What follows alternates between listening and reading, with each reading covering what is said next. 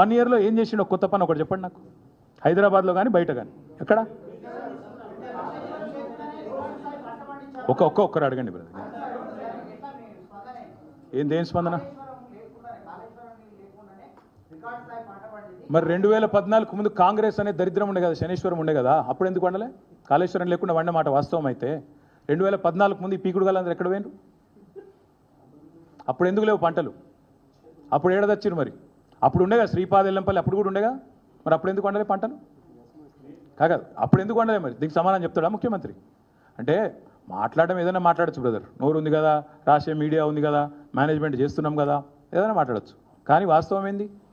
2014 తర్వాత రాష్ట్రంలో రైతుల ముఖ చిత్రం మారిన మాట వాస్తవం, వ్యవసాయ విస్తరణ జరిగిన మాట వాస్తవం, కేసీఆర్ రైతు బంధు పెట్టిన మాట వాస్తవం, రైతు బీమా ఇచ్చి ధీమా నింపిన మాట వాస్తవం, తద్వారా అల్టిమేట్గా ఇవాళ టైంకి ఎరువులు విత్తనాలు తెచ్చిపెట్టిన మాట వాస్తవం, మొత్తం నీళ్లు వస్తాయని ఒక ధీమా ఇచ్చిన మాట వాస్తవం, టైలెండ్ ప్రాంతాలకు కూడా ఒక నిజంగా చెప్తున్నా ఒక పాలేరు మాదిరిగా పనిచేసి ముఖ్యమంత్రి స్వయంగా ఆయన నీళ్లు ఆఖరి మడిదాకా అందినాయా చూసుకున్న మాట వాస్తవం.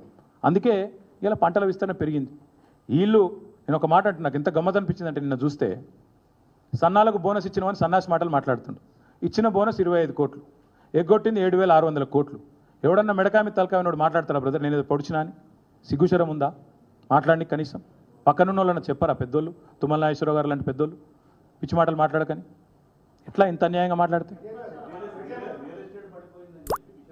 నేనెందుకు బ్రదర్, ఒక్క రిక్వెస్ట్, మీరు ఇక్కడికి వెళ్ళి సీదా ఆ గొట్టాలు తీసుకొని ఓన్రి, మీరు మొత్తం బిల్డర్లను అడుగురి, ఏ గొట్టాలో మైకులు ఏదో ఒకటి మీ ఇష్టం నా మైకులు మీ ఇష్టం ఉన్నాయి, మైక్రోఫోన్లు చిన్న ఏమేమి వచ్చినాయి కొత్తగా, అవన్నీ పట్టుకొని ఓన్రి, ఎవరినన్నా అడుగురి మార్కెట్లో. పోనీ మీరందరూ కూడా ఆన్లైన్లో చిన్న ప్లాట్లలో పెట్టుబడి పెట్టే ఉంటారు.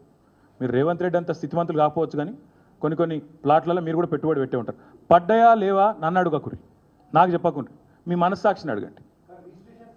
నేను మళ్ళీ చెప్తున్నా బ్రదర్, మళ్ళీ చెప్తున్నా. ఎంత పెరిగి ఇప్పుడు అబద్ధాలు అప్పుల గురించే గిన్ని చిల్లర మాటలు మాట్లాడినోడు, ఉన్నాయి లేనట్టు లేని ఉన్నట్టు చెప్పినోడు ఏదైనా చెప్తాడు, ఏముంది నోరే కాదు.